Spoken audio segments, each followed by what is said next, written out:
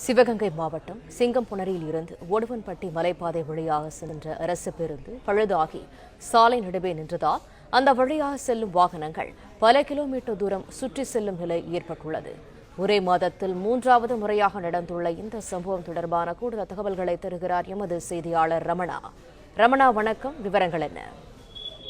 சிவகங்கை மாவட்டம் சிங்கமுனரி பகுதியில் இருந்து எஸ்புதூர் ஒன்றியத்துக்கு செல்லும் அரசு பேருந்து இந்த பேருந்து இன்னைக்கு காலையில் 9:15 மணி அளவில் சிங்கமுனரியிலிருந்து அரசு ஊழியர்கள் பள்ளி மாணவ மாணவிகளை ஏற்றிக்கிட்டு ஒடுவன்பட்டி மேலவண்ணாரிருப்பு மலைப்பாதை வழியாக புறப்பட்டு சென்றது. மேலவண்ணாரிருப்பு மலைப்பாதையில் இந்த பஸ் ஏறிட்டு இருக்கும் பொழுது அப்படியே பிரேக் டவுன் ஆகி நின்னனால பஸ்ஸில் இருந்த பயணிகள் அலறி அடித்து கீழே இறங்கிட்டாங்க. மேற்கொண்டு மேலேயும் போகாமல் கீழேயும் போகாமல் அந்த வண்டி நின்னனால மிகுந்த பயத்துக்கு உள்ளாயிட்டாங்க. இதில் குறிப்பிடப்பட வேண்டிய விஷயம் என்னன்னா, கடந்த 2 முறை இதே பேருந்து விபத்துக்கு உள்ளானது. முதல் தடவை பிரேக் சரியில்லாமல் கண்டக்டர் ஒரு பாறங்களை தூக்கிட்டு அடை கொடுத்துக்கிட்டே போனது முதல் தடவை.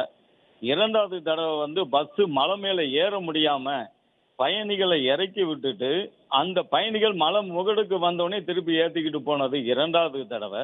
இப்போ 3வது தடவையா பஸ்ஸு டோட்டலாகவே பிரேக் டவுன் ஆகி ஷடவுன் ஆகி நின்று போச்சு.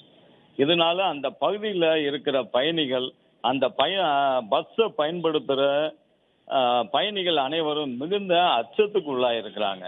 சுமார் 6 கிலோமீட்டர் நீளமுள்ள இந்த மலைப்பாதையை கடக்க கூட முடியாமல் இந்த பஸ் நின்னது மிகுந்த வருத்தத்தையும் அச்சத்தையும் அந்த பகுதி மக்களுக்கு ஏற்படுத்தியிருக்கு. இதில் குறிப்பாக பள்ளி மாணவர்கள், அரசு அதிகாரிகள் எல்லாருமே, எஸ்புதூர் ஒன்றியத்தில் பணி செய்கிற அரசு அதிகாரிகள் அனைவருமே இந்த பஸ்ஸை தான் பயன்படுத்துகிறாங்க.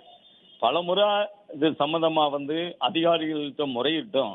அவங்களுக்கு தேவையான விடுவு காலம் இன்னும் பிறக்கலைங்கிறது முக்கியமான ஒரு தகவலை இங்கே பதிகிறோம். அதே நேரத்தில் இந்த பஸ்ஸு மேற்கொண்டு இதே வழியில் பயணம் செய்யும் பொழுது வெறும் விபத்தாச்சுன்னா பல உயிர்களை காவு வாங்கக்கூடிய சூழ்நிலை இருக்குன்னு அந்த பகுதி மக்கள் அச்சம் தெரிவிச்சிருக்காங்க.